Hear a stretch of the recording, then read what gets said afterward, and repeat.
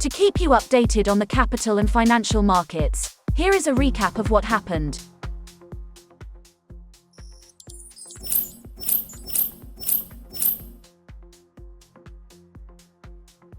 The Securities and Exchange Board of India said on the 21st of March intermediaries seeking to publish advertisements on social media to register on such platforms through their email and mobile number used on the regulator's portal.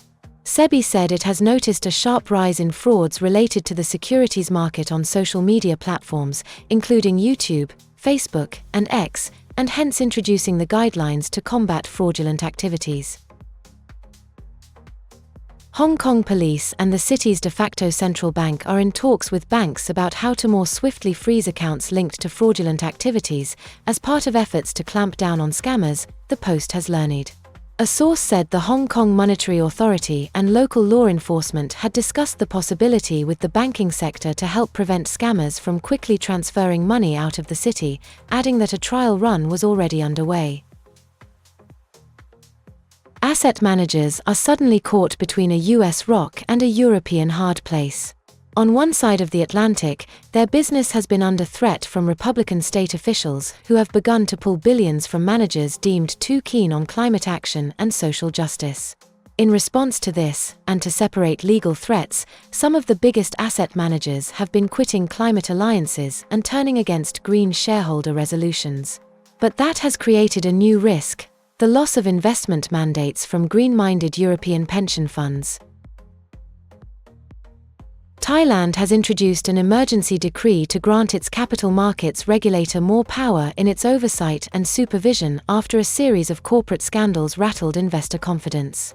The Securities and Exchange Commission will be able to order listed companies to suspend any major business transactions and projects if it discovers some financial irregularities, Finance Minister Pichai Chunhavajira said after the cabinet approved the decree.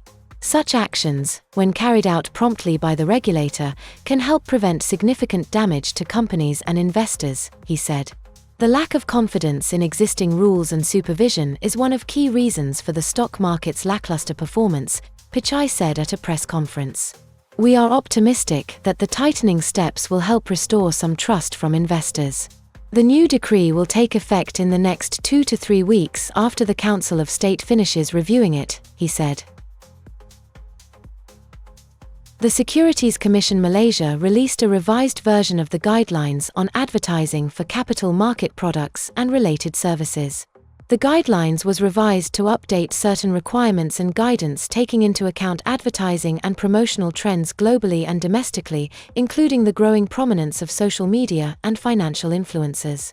This is towards ensuring responsible advertising activities in relation to capital market products and services. Watch the latest episode of Coffee Talk to find out about what is going on in the industry. Exclusively on FIMM's official YouTube channel. Read the latest issue of the e-Zine available at FIMM's official website to stay updated about what's going on in the industry.